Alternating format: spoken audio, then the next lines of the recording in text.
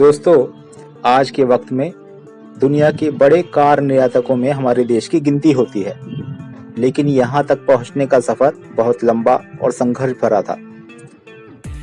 आज हम आपको इस सफर पर ले चलेंगे। दोस्तों, वर्ष 1897 में पहली बार कोई कार इंडिया में लाई गई। यह पहली कार कलकत्ता के क्रॉम्पटन ग्रीव्स ने खरीदी थी। अगले ही वर्ष 1898 में मुंबई में 4 और कार खरीदी गईं। इन 4 कारों में से एक कार को खरीदने वाले थे जमशेदजी टाटा।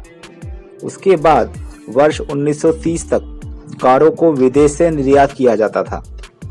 1940 में इंडिया में कार उद्योग का उदय हुआ और 1942 में हिंदुस्तान मोटर की शुरुआत हुई। 1944 में प्रीमियर ने क्रिसलर, डोज और फिएट का उत्पादन शुरू करके बाजार में प्रतिस्पर्धा की शुरुआत की। अगले ही वर्ष 1945 में 2 भाइयों कैलाश चंद्र महिंद्रा और जगदीश चंद्र महिंद्रा ने मिलकर जीप CJ31A उपयोगिता वाहन की असेंबलिंग शुरू की। स्वतंत्रता के बाद 1953 में भारतीय सरकार ने पूरी तरह से विदेश में निर्मित कारों के आयात पर रोक लगाना शुरू कर दिया।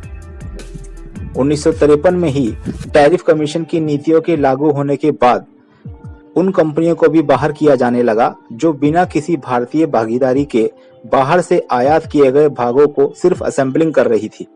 जिसके बाद जनरल मोटर और फोर्ड जैसी कई बड़ी कंपनियों ने इंडिया में अपना कारोबार बंद कर दिया। इसके बाद 1950 से 1960 के दशक में मोटर कार के उद्योग का विकास रुक सा गया। 1960 से 1980 के दशक में हिंदुस्तान मोटर की एम्बेसडर और फिएट कार का भारतीय बाजार पर एक छत्र राज था। जीप का उपयोग सरकारी कार्यालयों और ग्रामीण क्षेत्रों में ही किया जा रहा था।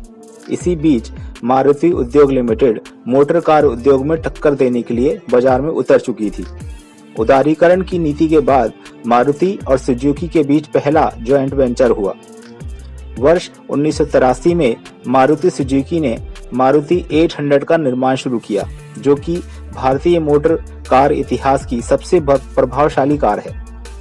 1983 से 2014 तक इसका उत्पादन किया गया, जिस समय में 27 लाख गाड़ियों की बिक्री की गई।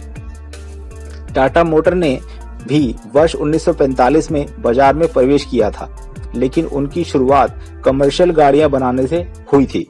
उसके बाद 1991 में टाटा ने टाटा सिएरा लॉन्च की। धीरे धीरे बढ़ते आर्थिक सुधारों के चलते होंडा और हुंडई जैसी बड़ी कंपनियों ने भी देश में अपने बेस स्थापित करने शुरू कर दिए। उसके बाद 2000 से 2010 तक विश्व की लगभग हर एक ब्रांड ने इंडिया में अपना उत्पादन शुरू कर दिया था। तो अब हम शुरू करते हैं इंडिया की कारों के सुहावने सफर को।